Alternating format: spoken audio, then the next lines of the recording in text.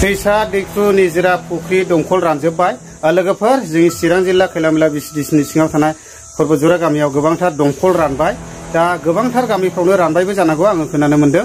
ओमफ्राय देग्लायनि बोसोराव ओरैबायदि दुमखालखौ बारा आं नुनो मोन्दों जायनि फलावहाय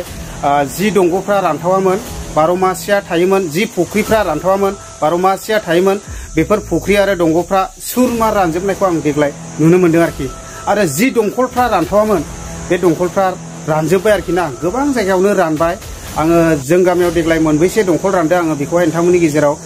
भिडिअनि गेजेरजों एसे देखायनो सानदों नोंथांमोना नायफालांनो हागोन ओमफ्राय खोनानो मोन्दों गोबांथार जायगाफ्रावनो दंखलफ्रा रानदों आरो कमेन्ट खालामनो हागोन बबे जायगाथिंजाय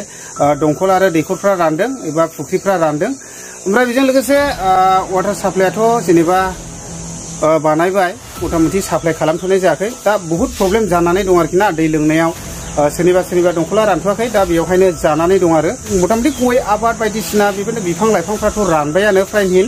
दा देग्लायनि बोसोराव रासिन रानबाय आरोखि ना थेवबो दासिमबो अखा हानायखौ नुनो मोनथ'वाखै ओरैबायदि रानथावबाय आरो स' लोगोफोर नायलांनो हागोन दा फार्स्ट टाइम आब' माइनावनाव हाबनोसै आङो नै नायलांदो बिसिनिबो दंखला रानबायनो दा नङाब्ला 10 फुटलाय गोथौ दोब्लानो एभेलेबेल दै मोनोमोन आरो ना ओमफ्राय गोथौ दोब्लाबो दैया रानजोब्बाय आरो न'बो गोदान लुगासिनो दं नै दा बेबायदि आरोखि नायलांनो हागोन दे आं दिन्थिनि बे घर बनायासे हा आरो मिस्ट्रिफ्रा मावगासिनो दं आरो दा आं हाबलाङि सिङावहाय दा दंखला रानबायनो आरो ना बिसिना मानसिया गैया नामा बिसिना दंखला रानबाय मा आब' मालासो राना एसे गोबावसो सानब्रै सानबा जाबायना एकदमबारे हारे फाथायाव जानानै दं नै दैयानो गैला आरोखि ना नै बेबायदि अबस्था आरोखि ओमफ्राय दा गुबुनावसो लायनांसै ने औलै आब' भिडिअसो खालामलाबायबाय आं सोरनि दै रानदों बेबायदि आरोखि दा रानबाय ओरैहाय न' बानायगासिनो दं आरो नै बिब' जायो दै आंनि बिब'निनो दा बैयावहाय दंखल दं दंखलथ' नङा दैखर दं आरो बिराद गोथौ बियो माने बे रानाखै आरो दा दंखला रानबाय नै नङाब्ला बेयावनो मेचिन थिसिन बहायजोबखानायमोन नै ओमफ्राय दा रानबाय आरो दुखुनांथावनि बाथ्रा माने बिराद दुमखाल जाबाय आरो ना देग्लायनि बोसोरावहाय बांसिन जानायखौ आं नुनो मोनबाय सेव लोगोफोर नायलांबाय थानो हागोन दे दा बै न'आव दोनाय दंखलाथ' रानखाबाय नालाय ओमफ्राय बिसिना दै लांफैनोहाय बारा गोजान जाया आरो खाथियावनो दैखर दङ नै बे दैखरा गोदो गोदाय आदैमोन खुरना गालांनायमोन मानो होनना बुङोब्ला बिसिना बिदा फंबाय जोबोद गोबांमोन दै 6-7 जन दंमोन ओमफ्राय आलदा जायै समावहाय खुरनाय दैखरमोन आरो नै बेबायदि आरोखि नै ओरैबायदि गोथौ जोबोद गोथौ आरोना बियो ओमफ्राय दा बे दैया रानाखै आरो सिङाव दंबावो दा बिसिना बे दैखरावनो लांफैयो आरो नै बारा खस्थ' मोनाखै बिसिना ओमफ्राय गुबुनाथ' बिराद खस्थ' आरो ओमफ्राय दायो आब' रुमुथि मोनाव सफैलायबाय आङो नै नोंसिना दंखला रानबाय होनदों दा गोबावसैनो एसे राननानै नै दंखला रानबाय नोंसिनिबो दा आं नोंथांमोननो भिडिअनि गेजेरजों देखायनोसै माबायदि रानदों नै गमाना आरो ना नारबाय आं नै गले नै दा बिसिनिबो रानबाय आरो दैया नै मेचिनबो दंमोन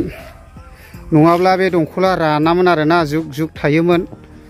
दा देग्लायनि बोसोरावहाय रानबाय आरो नायलांबाय थानो हागोन ओमफ्राय दायो पुलिस मोनाव फैलायबाय आङो नै बिसिनाबो दंखला रानबायनो बिराद खस्थ' जासिनो गोजानाव लायनांसै आरो ना जायफोरना रानाखै बिसिनाव दा बिसिनिबो दंखला रानबायनो मानसियानो गैया नै थेवबो आं देखायलांनोसै आरो ना नै दंखला बेयावनो दं बिसिना रानामोन बिसिनाबो जुग थायोमोन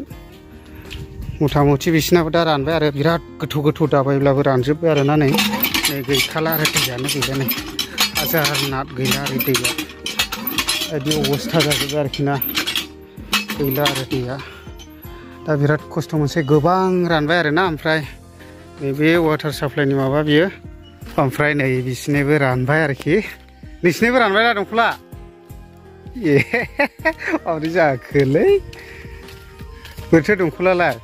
नैबेनो गखाले दैयानो हा दा नै रानबाय आरो बिसिनिबो नै दंखल ना दंखलल'सै आरो नै खामानि गैला आरोखि दा रानबाय आरो बिसिनिबो नै नङाला सिगां रानामोन दा देग्लायनि बोसोरावसो रानदों दा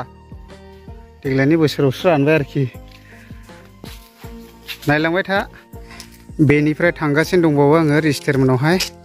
ओमफ्राय नै बियो दंग'आथ' मेसेङाव रानखायो जेनेबा ओमफ्राय नै गय बागान ग्रिम ग्रिम दङ ओमफ्राय बिसिनाबो दंखला रानबाय आरो खुनु दंखला रानखायामोन आरोना बिसिना बोसोरला खारला थाखायोमोन ओमफ्राय दा बिसिनिबो रानबाय आरो देग्लायनि बोसोरावहाय नायनो हागोन दा फाइनालि न'आव मोनफैबाय आङो बिसिनिबो रानबाय आरोना ओइ मा ओंख्रि सालथे मा ओंख्रि माबा बहलजों बयलारजों ओमफ्राय नोंसिनिबोथ' दंखला रानबायलायनो औ बेसेबां जाखो राननानैलाय ओइ जोंना 2 सप्ताहसो जाबाय सिगांथ' रानामोन दा सिगां रानामोन जुग जुग थायोमोन ने औ ओमफ्राय दाबायनायाबोथ' गोथौयैनो दाबायखादोंमोन दाबायनाया एसे खमानो ए होमब्लाबो रानामोन जाहैबाय औ देग्लाय रानदों जाहैबाय नै औ ओमफ्राय दैयाथ' थलियाव मोनखायो थेवबो देग्लाय रानबाय औ दा आं नायनोसै आरो ओमफ्राय दै जानायाव खस्थ' जादों नामा एसे दै जानायालाय बिदिनोसै खस्थ'आनोसै मालायफोरनाव लायनांबाय औ एसे गोजान जाहैबाय रोगानो एसे गोजान माने सालथेनाव लायना जायो जों अ आच्छा दा आं देखायनि दे बिसिनि दंखलखौहाय रानबाय आरोना नै गोथौ गोथौ दाबायलाबो रानजोब्बाय आरो देग्लाय ओरैबायदि दुंखाल मा होनबावनो नै गैले आरोखि ना दैया गले नै आयो सेस बेबायदिनो गोबां दं दै गोबां रानबाय जों गामियावहाय दंखला माने आं खेबजोबबाय थानो हास्लाबलायनाय नंला जिखिनि आं खेबनानै देखायगासिनो दं दा रानबाय आरो दैखराबो रानलाबायजोब्बाय दा बिसिनाबो दैखरा रानबाय आरो आं देखायनि ओमफ्राय नै ओरैहाय ओरैबायदि मोजां फानलु थफाया थाइजेनबायना नै जारां जारां मोनजेनबायानो आरोना आं देखायनि जेखिया जा दैखरखौ ओमफ्राय नैबेयावबो फानलु बिफां दंबायो नै बानलु बिमादै ना मा होनो नै ओरैबायदि मोजां थाइबायानो नै उसुङावनो गायनानै लादों नै दा बेफ्रावबो गायोब्ला मोनजायो आरोना नै ओरै फान्थाव बेबायदि आरो जेखिया जा आं दैखरखौ देखायनि दैखरा नैबेनो बेखौनो जायोमोन ओमफ्राय दा बेयो रानबाय आरो दैया सिगांफोर रानामोन देग्लायनि बोसोराव रानबाय आरोना नै नायदो नै गैले आरो रानबाय आं जुबोनायनि बिदि आरो नै गोदि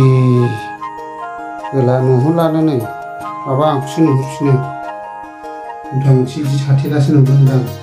आं सयथासार गोथौ नुहुरानो नै गैया गैला आरो जिखिया जा आंखौसो नुहुरफिनो माथो दा बेबायदि आरोखि रानजोब्बाय दैखरफ्रा